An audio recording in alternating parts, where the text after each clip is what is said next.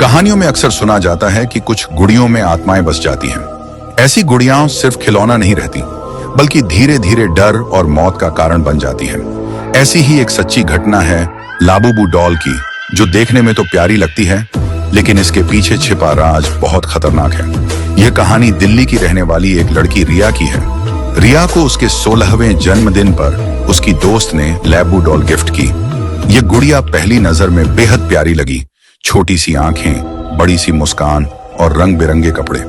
रिया को गुड़िया इतनी पसंद आई कि उसने उसे अपने कमरे की अलमारी में सजा दिया। शुरुआती दिनों में सब सामान्य था, लेकिन कुछ ही समय में अजीब घटनाएं होने लगी। एक रात रिया ने महसूस किया कि उसकी अलमारी से फुसफुसाने जैसी आवाजें आ रही हैं। उसने सोचा शायद हवा होगी, लेकिन अगली सुबह गुड़िया अपनी जगह से गायब मिली। खोजने पर वह बिस्तर के पास पड़ी मिली। रिया ने सोचा कि शायद वह खुद भूल गई होगी, लेकिन धीरे धीरे यह रोज होने लगा। कभी गुड़िया सोफे पर मिलती, कभी किचन में। एक बार तो गुड़िया बाथरूम के आईने के सामने रखी मिली। यह देखकर पूरा परिवार हैरान था। रिया की मां ने एक दिन देखा कि गुड़िया के हाथों और कपड़ों पर लाल रंग के छोटे छोटे धब्बे हैं, जो देखने में खून जैसे लग रहे थे।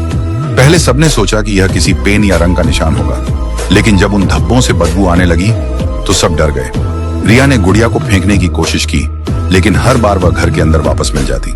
रिया धीरे धीरे रात को नींद में अजीब सपने देखने लगी।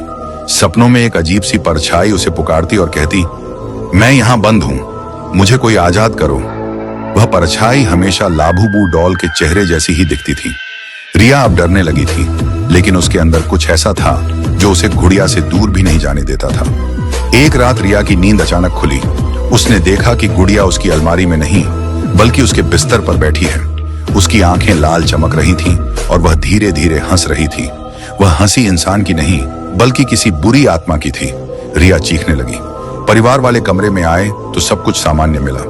गुड़िया फिर से अपनी जगह पर बैठी थी, मानो कुछ हुआ ही ना हो। लेकिन रिया का डर अब बढ़ चुका था।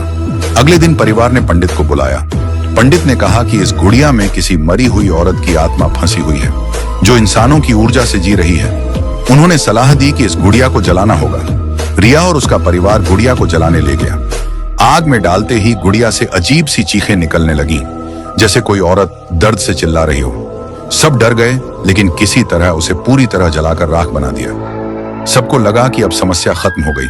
लेकिन अगले ही दिन सुबह जब रिया ने दरवाजा खोला तो वही लाबूबू डॉल दरवाजे पर रखी थी, बिल्कुल नई जैसी, बिना किसी जलने के निशान के। उस दिन के बाद से रिया और उसका परिवार शहर छोड़कर कहीं और रहने चला गया।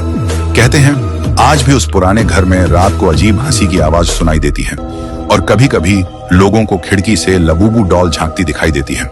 वीडियो पसंद आई हो तो चैनल को सब्सक्राइब करें और वीडियो को लाइक करें।